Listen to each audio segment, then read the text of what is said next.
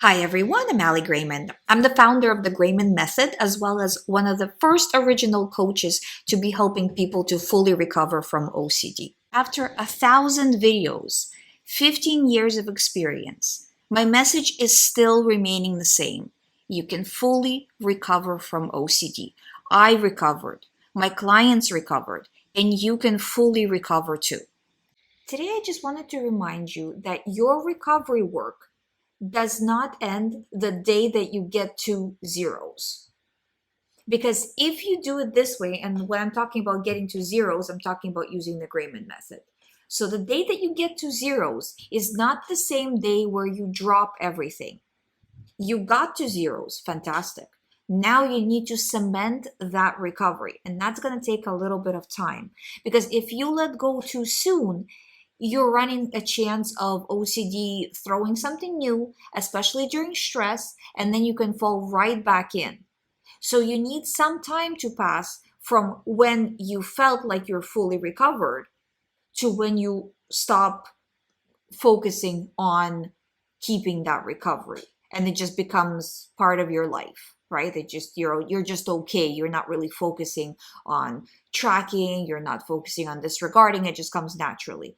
There's a period of time that needs to pass. I would say, to be on the safe side, to be on a really safe side, 6 months. To be on the safe-ish side, uh, 2 3 months. 3 months sounds a little bit better, where you are at zero, but you are still actively focused at keeping yourself at zero, right? So if you're doing the tracking, which you should be, you're still doing the tracking. You're tracking zeros, but you are tracking, right? Because the reason for this, let's say you are tracking zeros, then some calamity happens in your life, as it does in all of our lives from time to time.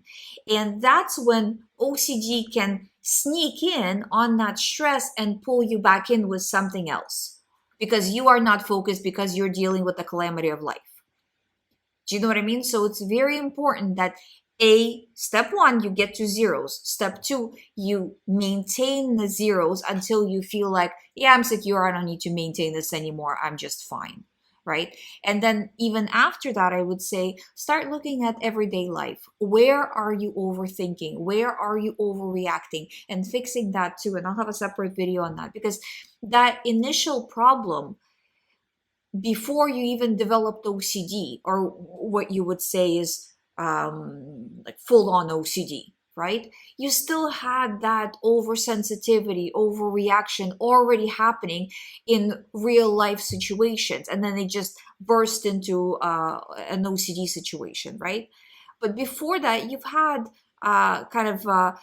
hints that things are not okay and you're overreacting to things and so on and so forth. So fixing that is, I find, super important as part of your full recovery, where you come out of all of this not only having had fixed the OCD, but fixed everyday life to where you react better across the board to everything. And I find, actually, I mean, it happened in my own life, of course, but then also with clients, I hear this a lot, where they'll say, I am now mentally the healthiest person in my family. Everybody comes to me for advice.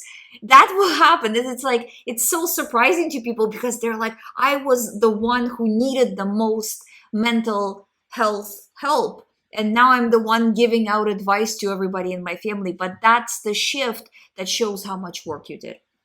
I hope you find my videos helpful. Subscribe if you haven't, if you would like to book a talk with me. As always, all the information is on youhaveocd.com. I'll see you tomorrow.